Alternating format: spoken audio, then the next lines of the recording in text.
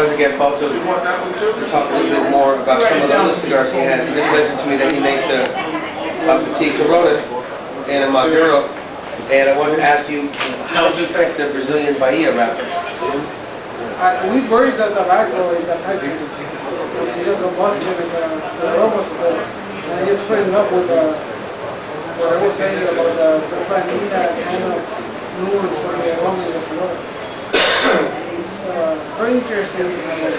What's the size? A 4x40? 4x40. It's a Petit Corona. It's called Falto Pesma. Right. Which is a similar, a lot of people use the terminology for the smaller coronas that they make. Yeah, normally there are two different names. They used to have the galera, which is the galley where they make the cigars. Which you talk to any water and you say, I want a Corona, I want a Churchill, I want a Mecoso. So that's a name that they give to the cigars in the galley. Then the manufacturer, the producer, the owner of the brand actually gives them their own name. So, for example, I have the Perla, which is a Petit Corona. I have the Invicto, which is a Mecoso. I have the Vallivo, which is a Corona. So, it's two different names, but it's part of, just identifying the cigar, to every different blend and all that. How you doing?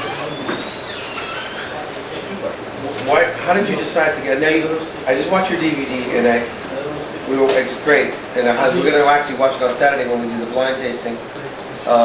What's great about it is that you actually show tobacco in the stages of the plantation of the farm, and you show them rolling it in the La Aurora factory. You have Guillermo Leon in the video, and you mentioned another gentleman, Manuel. Manuelino is a production coordinator of cigars in Aurora. Actually, when I began making cigars, he used to work for General Cigars. And when I started talking with people from Aurora, he was just starting to work for Aurora. And he was there for only 2 weeks when I got there. So we've been working hand in hand for 17 years. He's my taster, Yeah. Everything that I make, I give him. You just tell me what you think. And believe me, he's brutally honest. Actually, it was long overdue, but my 16th anniversary, I did a cigar. It's called Falto Mentor. It's a Toro size. It's a very interesting system that I use. I use an Habano Ecuadorian wrapper. It has 2 binders. What are the binders? Cameroon and Brazilian Sumatra. And I also use some Nicaragua, Dominican Republic, Cameroon, and some Bahia, some Brazilian also. That's a lot of tobacco. It's a very nice cigar, and it's called Mentor because it's my mentor, it's my teacher. So. Now I noticed another thing in the video that we watched. There was a gentleman that was reading. He said he reads the paper every morning. It's called the lector or the reader. It's something very traditional in the old cigar factories. So nowadays, not too many people do that. They actually they take a collection from the different rollers, and they pay for this guy to read the newspaper, to keep up with the news, so the rollers can maintain themselves educated and, and interested in conjunction with current events. Actually, we were talking before that's how the name of Monte Cristo came over. Right, because back in the Canto days, Monte Cristo, they used to read Shakespeare, so they Romeo and Julieta. right, which a lot of people don't know. In the old Cuban days in the factories, a lot of the names like Monte Cristo and Romeo and Julieta were actually names of famous novels, and they would have these readers who would read in the factory while the rollers were rolling all day. And it's interesting that this tradition is still being kept alive, and it's great to just see it on the DVD, which I thought was really cool. A thing for me is I like to make people aware, not just about cigars, but cigar culture and the history that cigars have. It's part of our thing, And the fact that Puerto Rico used to make a lot of tobacco. As a organization, we need to educate. Yes. It's part of our, we need to do that, that we can keep the traditions and the ideas and the culture alive. Not too many people do that, and that's part of coming, for example, to Refugios and enjoy cigars with people that actually know and they can actually suggest and tell you about it, so that any new smoker or seasoned smoker can actually appreciate it. Unfortunately, about the reader, nowadays most factories, they actually put a sound system and they just put music throughout the entire day. The sound system, huh? But the reader is something very important that the smokers really appreciate. Now, the factory where your cigars are made, and I know we mentioned it a little earlier, is the La Aurora factory in Santiago. La Aurora in Santiago. And it's the oldest factory in DR. They started making cigars in 1903. They used to make only La Aurora cigars. Then after some years they started making Leon Jimenez cigars. But believe me, they have so much tradition and so much enjoyment in what they do. I guess my question to you is how did you decide to go with La Aurora to make your cigars? I started looking for factories in 1994 when I couldn't find what I used to smoke. What is it you used to smoke? I used to smoke, for example, I used to smoke La Aurora. Yeah. The first cigar that I smoked at 40 years old was a La Aurora Brixton. Now those are the ones you took from your dad's humidor? Yeah. And then I started smoking some Puerto Ricans made cigars, a little bit here, Macanudo, everybody smokes some. Now you mentioned Puerto Rican cigars. Do they still manufacture cigars in Puerto Rico? Machine-made cigars.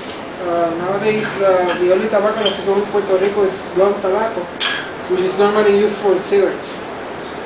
Unfortunately, the tobacco production in Puerto Rico is so tiny. And I think you should have mentioned to me and that. the worst is that they don't ferment the tobacco properly. They don't cure it properly. So actually, the last Puerto Rican cigar that I smoked, I could actually taste the burro. Wow. So it wasn't aged, fermented, nothing. Yeah. So it was a very unpleasant experience. Yeah. Last time I saw you, And I'm Puerto Rican, believe me. I'm 100% Puerto Rican, and I love Puerto Rico, but unfortunately, it's not happening. Actually, in the mid-1900s, and this is a true story, when the hurricanes used to hit Cuba, the tobacco that was used to make Cuban cigars when the production was lost was Puerto Rican tobacco. Interesting. And another interesting thing is that the Connecticut shade wrapper was developed in Puerto Rico. Interesting. So the Connecticut shade wrapper, which is now grown everywhere in the world, but predominantly Connecticut, and it's used usually as a milder wrapper, was originally grown in Puerto Rico. It was developed It was over developed there, in Puerto and then they took it to the river. Interesting. I didn't know that. So So that's part of we need to tell those stories, to keep everything alive.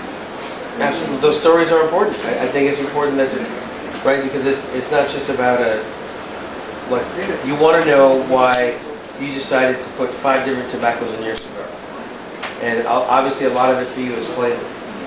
So your palate is very active when you're smoking. And, and the thing is that every time I try to do something different, I normally use the term flavor instead of body. It's a full flavor cigar, medium flavor cigar. And that's why I choose different blends for each size. It's part of getting something unique every time. It gets harder, because it gets harder, but it's part of the livelihood actually. I just want to, Frankie, can you go to the boxes? Just so I can show them on the camera. Now, how did you come up with the logo? I like the logo, and it's the F. It's the F of Falto, I have actually 2 different logos in the box. One is Falto, the other one is the F of Falto. You know that I have actually two brands. One is called La Garita Cigar Company, and the other one is a taxi. So the different brands. Now, are there difference in the blends? Like I told you, all the blends are completely different. So, Even though it's with Falto or EF, yeah. all blends are different. Now, why did you decide to make two different companies? No, two different brands. Two different brands. Okay. You know, everything falls under the Banadera family. But it's just, you know, you still have a little bit of variety to the thing of it all. I just wanted to show the logo here. And I see you have the rooster. The cigar is called Galleros. The one that we're smoking, the Vallejo Gallero, my grandfather was a cockfight. He used to have that's a very traditional part of Puerto Rican history.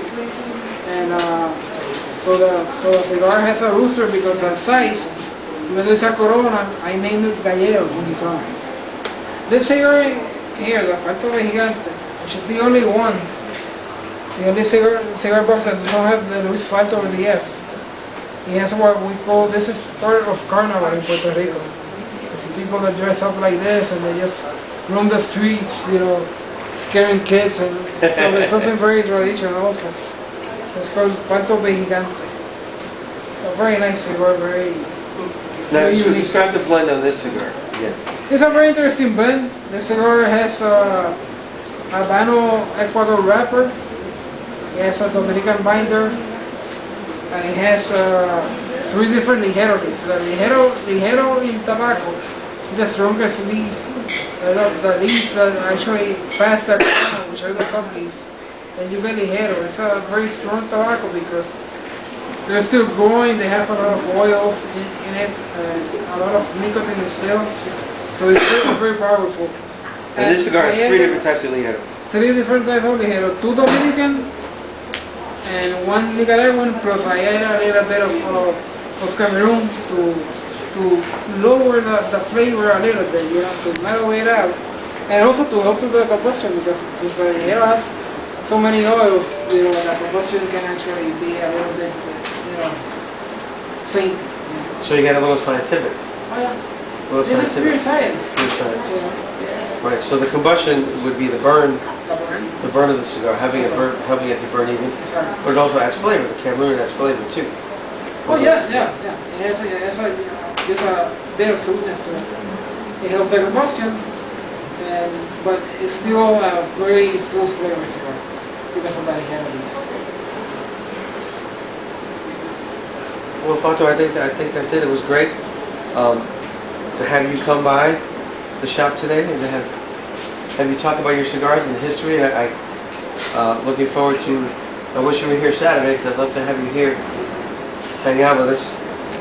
Unfortunately, I'm gonna be back in September. He's gonna be back in September. Football season, we'll have him back here. Just to Refugio. We appreciate Only it. to Refugio. Woo! So this is Dave, a day at the shop at Refugio Cigar Lounge, signing off. I'll see you guys soon. Take care.